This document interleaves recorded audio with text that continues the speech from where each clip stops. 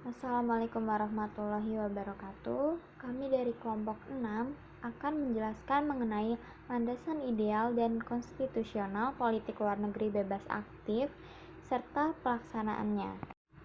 Sebelum mulai ke materinya, berikut adalah nama dari anggota kelompok 6. Yang pertama ada Raisa Darendra, yang kedua ada Rasuna Hamim Asari, yang ketiga ada Revika Muharani, yang keempat ada Rizky Wahyuda, dan yang kelima ada saya sendiri yaitu Rosi Satyatmawati. Landasan ideal dan konstitusional politik luar negeri Indonesia bebas aktif. Politik luar negeri suatu negara lahir ketika negara itu sudah dinyatakan sebagai landasan ideal dalam pelaksanaan politik luar negeri Indonesia adalah Pancasila yang merupakan dasar negara Indonesia. Nilai-nilai yang terkandung dalam Pancasila dijadikan sebagai pedoman pijakan dalam melaksanakan politik luar negeri Indonesia. Muhammad Hatta menyebutnya sebagai salah satu faktor yang membentuk politik luar negeri Indonesia.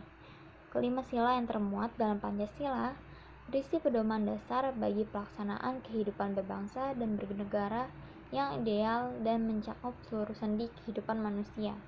Sedangkan landasan konstitusional dalam pelaksanaan politik luar negeri Indonesia adalah pembukaan Undang-Undang Dasar 1945 alinea pertama, yaitu bahwa sesungguhnya kemerdekaan itu ialah hak segala bangsa, dan oleh sebab itu maka penjajahan di atas dunia harus dihapuskan karena tidak sesuai dengan peri kemanusiaan dan peri keadilan. Dan juga alinea keempat yang berbunyi dan ikut melaksanakan ketertiban dunia yang berdasarkan kemerdekaan, perdamaian abadi, dan keadilan sosial. Tujuan politik luar negeri bebas aktif adalah untuk mengabdi kepada tujuan nasional bangsa Indonesia yang tercantum dalam pembukaan Undang-Undang Dasar 1945 alinea keempat yang menyatakan melindungi segenap bangsa Indonesia dan seluruh tumpah darah Indonesia dan untuk memajukan kesejahteraan umum, mencerdaskan kehidupan bangsa, dan ikut melaksanakan ketertiban dunia dan perdamaian abadi dan keadilan sosial.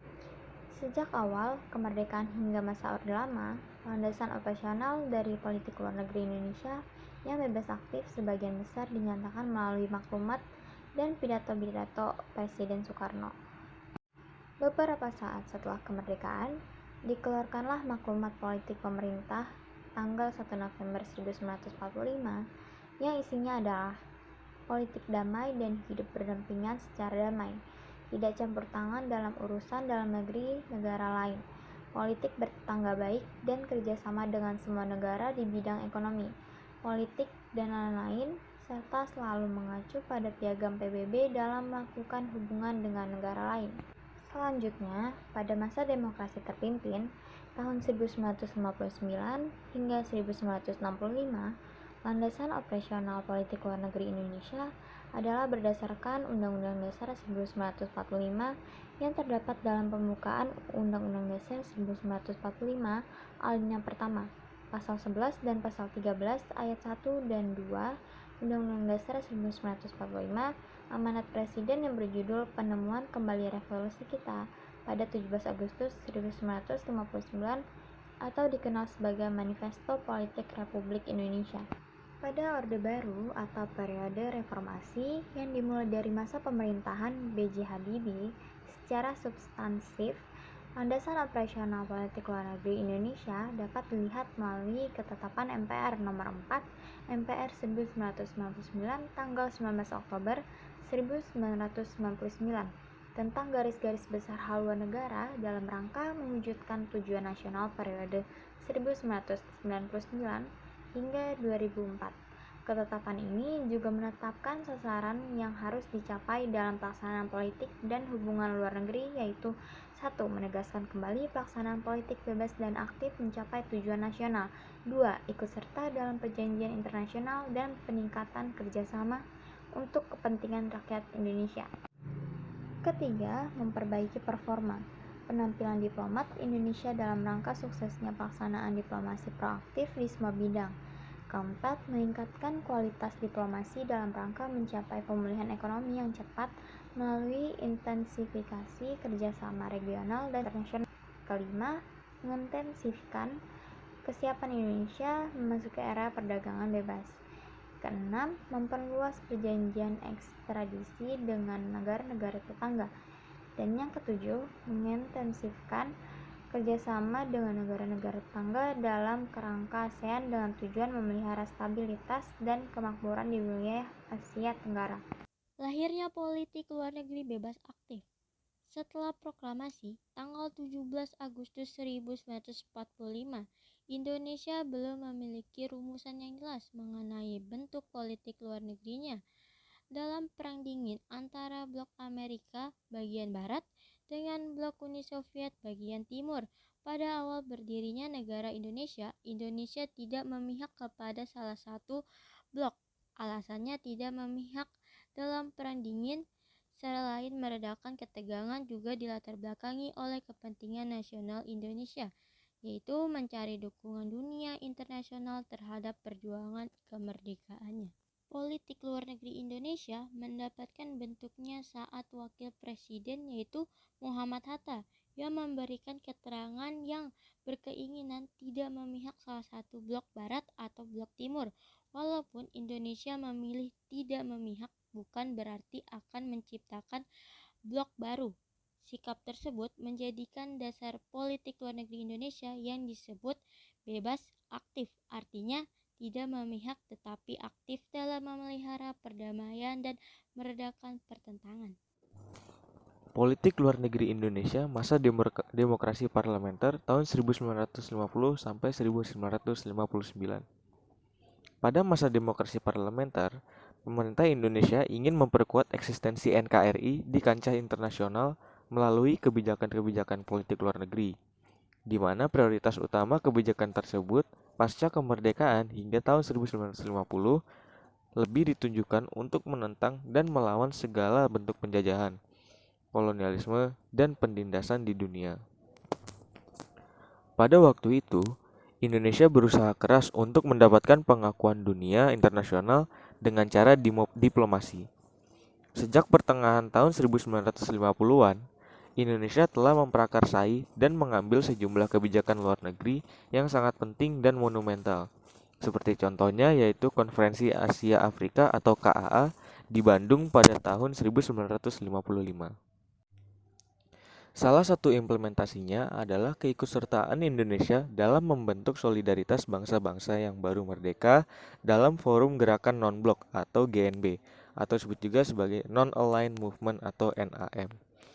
Forum ini merupakan refleksi atas terbaginya dunia menjadi dua kekuatan besar, yakni Blok Barat atau Amerika Serikat dan Blok Timur yaitu Uni Soviet.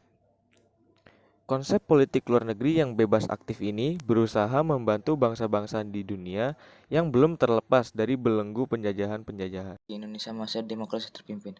Politik luar negeri pada masa demokrasi terpimpin ditandai dengan usaha keras Presiden Soekarno membuat Indonesia semakin dikenal di dunia internasional melalui beragam informasi internasional yang diadakan maupun diakui Indonesia. Tujuan awal dari dikenalnya Indonesia adalah mencari dukungan atas usaha dan perjuangan Indonesia merebut dan pertahankan Iran Barat. Sekarang dalam era ini berusaha sekuat tenaga untuk mempromosikan Indonesia ke dunia internasional melalui slogan revolusi nasional yakni Naskam, nasionalisme agama dan komunis, di mana elemen-elemen ini diharapkan dapat memperoleh untuk mengalahkan neokolonialisme dan imperialisme. Di Indonesia masa demokrasi terpimpin di antaranya politik luar negeri Indonesia condong ke blok komunis. Yang kedua adalah melaksanakan Joint Forum of Tunau Emerging Forces atau CENAFO. Tiga, melaksanakan of Now Emerging Forces atau GENAFO. Yang keempat ada merebut Iran Barat. Selanjutnya yaitu politik luar negeri Indonesia pada masa Orde Baru. Pada masa pemerintahan Soeharto, Indonesia lebih memfokuskan pada pembangunan sektor ekonomi. Presiden Soeharto mengambil beberapa langkah kebijakan politik luar negeri. Tujuan utama politik luar negeri Soeharto pada awal penerapan tatanan baru atau New Order adalah untuk memobilisasi sumber daya internasional demi membantu rehabilitasi ekonomi negara dan pembangunan, serta untuk menjamin lingkungan regional yang aman yang memudahkan Indonesia untuk berkonsentrasi pada agenda domestiknya. Lalu sikap Indonesia dalam melaksanakan politik luar negerinya yaitu menghentikan konfrontasi dengan Malaysia. Indonesia terlibat aktif membentuk organisasi ASEAN bersama dengan Singapura, Malaysia, Thailand, dan Filipina. Presiden Soeharto memakai kerjasama ekonomi Asia Pasifik atau APEC untuk memproyeksikan posisi kepemimpinan Indonesia. Dan Indonesia masuk sebagai anggota negara-negara produsen atau penghasil minyak dalam OPEC. Politik luar negeri Indonesia era reformasi. Pada masa reformasi yang dimulai oleh pemerintahan Presiden B.J. Habibie yang sibuk memperbaiki citra Indonesia di kancah internasional yang sempat terpuruk karena krisis ekonomi. Di akhir era Orde Baru pada masa pemerintahan Presiden Abdurrahman Wahid, hubungan RI dengan negara barat mengalami sedikit masalah setelah lepas Timur dari NKRI dan bercita-cita membalikan citra Indonesia di masa internasional. Setelah Presiden Abdurrahman Wahid turun jabatan, Megawati dilantik menjadi presiden pada tanggal 23 Juli 2021. Pada awal pemerintahan, suasana politik dan keamanan menjadi kondusif. Selain itu terjadi serangkaian ledakan bom di tanah air yang menjadi isu serius. Pada pemilu tahun 2004, Susilo Bambang Yudhoyono SBY terpilih menjadi presiden mengalahkan Megawati. Pada masa pemerintahannya, SBY citra Indonesia dan menarik banyak investasi asing dengan berbagai kerjasama dengan banyak negara. Sekian apa yang dapat kami sampaikan. Semoga bisa bermanfaat bagi teman-teman semua. Terima kasih telah mendengarkan. Wassalamualaikum warahmatullahi wabarakatuh.